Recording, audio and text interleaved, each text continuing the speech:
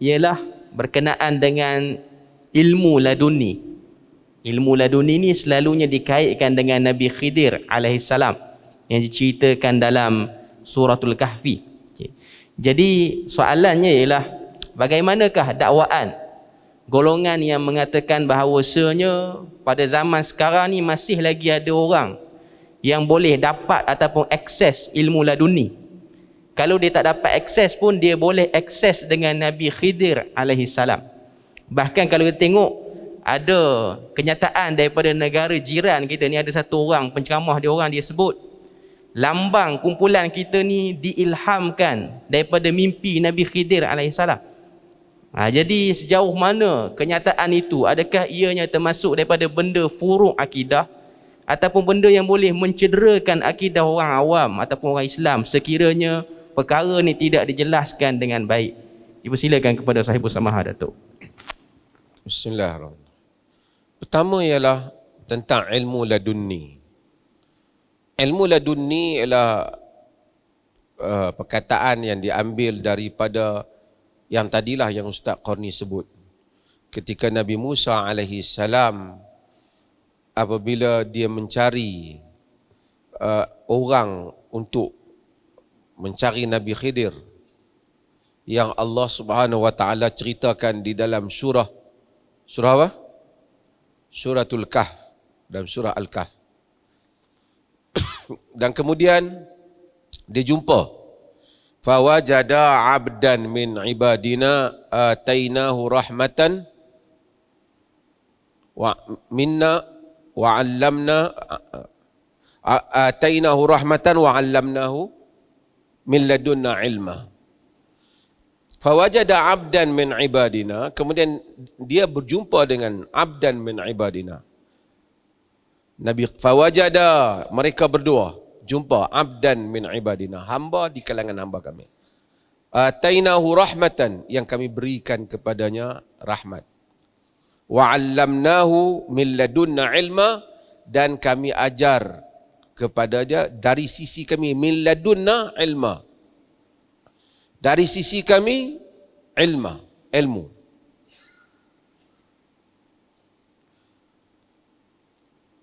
Min ladunna tu, dari sisi kami tu digunakan perkataan itu menjadi ilmu ladunni.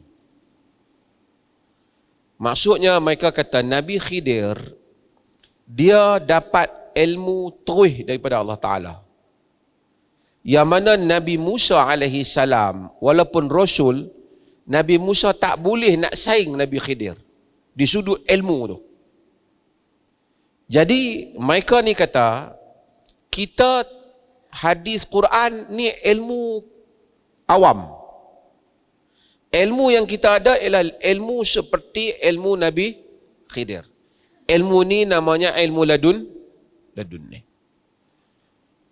Dan mereka buat contoh yang lain lah. Mereka contoh lelaki yang telah dapat mendatangkan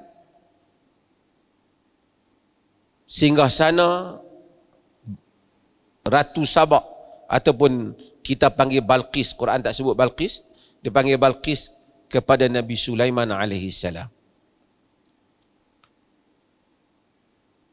Kata dia, Allah kata, qala allazi indahu ilmun minal kitab ana atika bihi qabla an yartadda ilaika tarfuk. Berkata orang yang diberikan kepadanya ilmu daripada kitab, satu ilmu daripada kitab, aku datangkan ia sebelum matamu berkelip. Dia kata dia ni ada ilmu yang Nabi Sulaiman pun tak ada. Balik pada Khidir dulu. So mereka kata Khidir ni ada ilmu yang Nabi Musa tak boleh atasi ilmu dia. Ilmu itu ialah ilmu ladunni. Dan mereka mendakwa mereka itu ilmu ladunni. Nabi Khidir dia bunuh budak tu, Nabi Musa komplain dia tak terikat dengan Nabi Musa. Dia pecahkan kapal. Dan semua hal-hal ini kerana dia dapat direct. Dia pas sebut geng-geng ni, dia kata haddatsani qalbi an rabbi. Jantung hatiku telah meriwayatkannya daripada Tuhanku tanpa melalui Nabi Muhammad. Dan ini sedang didakwa oleh ramailah orang-orang berilmu, bukan orang berilmu, orang-orang yang cuba zahirkan dirinya kononnya sufi dan seumpamanya. Bukan semualah, tapi aliran ini. Saya ingin sebutkan yang pertama ialah Nabi Musa alaihi salam, dia adalah nabi kepada Bani Israel. Nabi Khidir tidak terikat dengan Nabi Musa alaihi salam. So Nabi Khidir memang tak wajib follow syariat Nabi Musa. Dalam riwayat dia kata, anta Musa ila Bani Israel, adakah engkau Musa yang dihantar kepada Bani Israel? Kata Nabi kita Muhammad sallallahu alaihi wasallam, wa kana an-nabi yub'atsu ila qaumihi khassah wa bu'istu ila an-nasi 'ammah. Dulu Nabi dihantar untuk kaum dia saja, sedangkan aku dihantar untuk semua manusia. Maka Nabi Musa, Nabi Khidir tak terikat dengan Nabi Musa. Tapi adakah umat akhir zaman ni yang tak terikat dengan syariat Nabi Muhammad?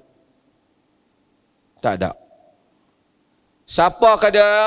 Di manakah dia? Besar ilmu manakah dia terikat dengan syariat Nabi Muhammad sallallahu alaihi wasallam? Baginda diutuskan untuk sekalian manusia dan jin. Dan syariat baginda dipakai oleh semua. Sesiapa yang engkar kepada syariat Nabi, menyatakan dia tak memerlukan syariat Nabi, dia boleh dapat terus daripada Tuhan, menjadi kafir. Kerana dia menafikan Quran.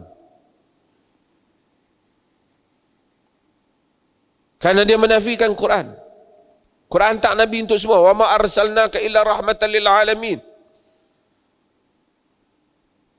Sebab itu di dalam Al-Aqidatut Tahawiyah dia sebut bahawasanya, Abil Izz Al-Hanafi menyebut bahawasanya orang yang istidlal menggunakan kisah Musa dan Khidir untuk keluar daripada syariat Nabi Muhammad menjadi kafir. Wajib mengucap balik. Kerana dia rasa dia tak perlu lagi. Zikir-zikir Nabi ni bukan, that is not my standard. My level is higher than that. Aku lebih tinggi daripada tu. Bahaya ni. Cerita zikir dia, tapi akidah di sebalik itu bahaya. Nabi punya kita tak pakai. Kita ada lain. Yang ni amalan kulit dia tak. Dia pada isi. Bahkan Al-Imamul Qurtubi rahimahullah dan Tafsirul Qurtubi, ketika dia menafsirkan cerita Nabi Musa dan Khidir ini,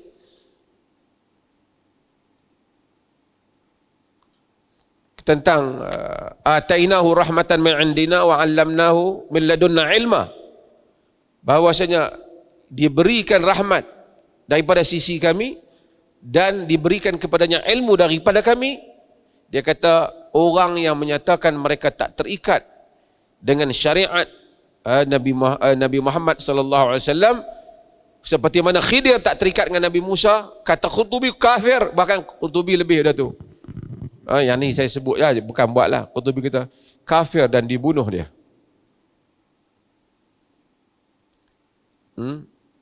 Kena murtad maksudnya. Tapi tak apalah, dia sebut dalam kitab dia lah, Imam Qurtubi Andalusi. Jadi ini adalah merupakan perkara yang kita kena hati-hati, dakwaan-dakwaan seperti ini. Mungkin tak Allah bagi ilham yang baik? Mungkin. Mungkin tak Allah ajar ilmu pada satu orang? Mungkin. Tapi tak mungkin mengajar satu syariat baru yang mana menyanggahi apa yang telah diturunkan kepada Rasulnya Muhammad sallallahu alaihi wasallam. Abdul Rahman bin Auf kata Umar, fa innahu mulham, dia mendapat ilham. Ada orang dapat ilham, Allah campakkan ilham rabbani, Allah campakkan ilham ketuhanan dalam dada dia. Tapi bukan syariat. Untuk dia buat baik, untuk dia lebih soleh, untuk dia mengambil keputusan yang betul. Tapi bukan untuk mendatangkan syariat yang berbeza daripada apa yang dibawa oleh Nabi kita Muhammad sallallahu alaihi wasallam.